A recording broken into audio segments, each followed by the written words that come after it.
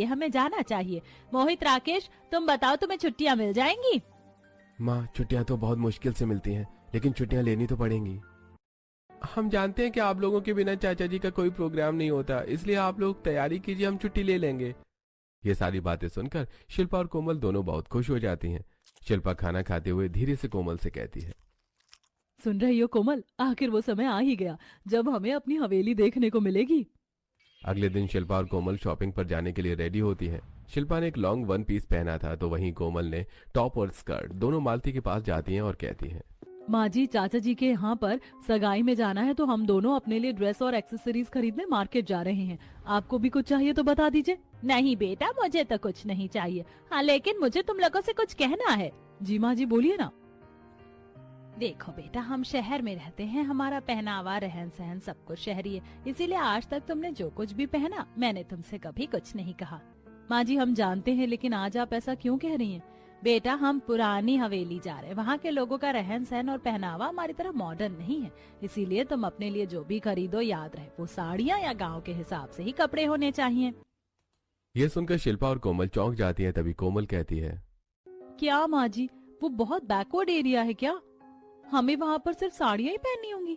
बेटा, मैं चाहती हूँ कि हम वहाँ जाकर वहाँ के हिसाब से ही कपड़े पहने, ताकि वहाँ के लोगों को ऐसा ना लगे कि हम उनके साथ मिक्स नहीं हो सकते।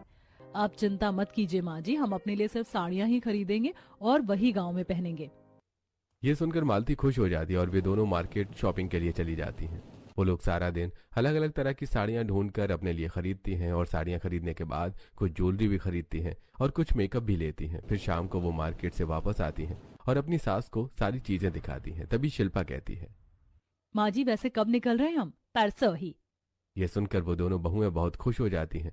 अगले दिन शिल्पा और कोमल अपनी पैकिंग कर रही थी, तभी मालती वहां आती है और कहती है, बेटा, अपने अपने ठंड के कपड़े रखना मत भूलना, हवेली में बहुत ठंड होती है।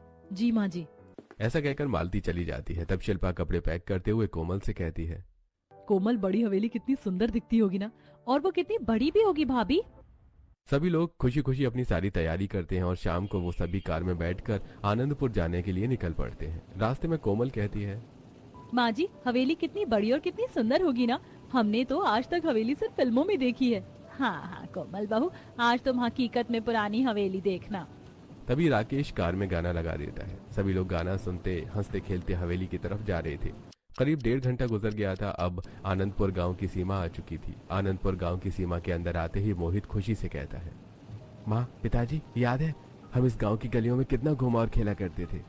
हाँ बेटा, याद है, और एक बार तो तू इन्हीं गलियों में खो गया था, हम सब परेशान हो गए थे, तब तेरे चाचा जी तुझे ढूंढ कर लाए थे।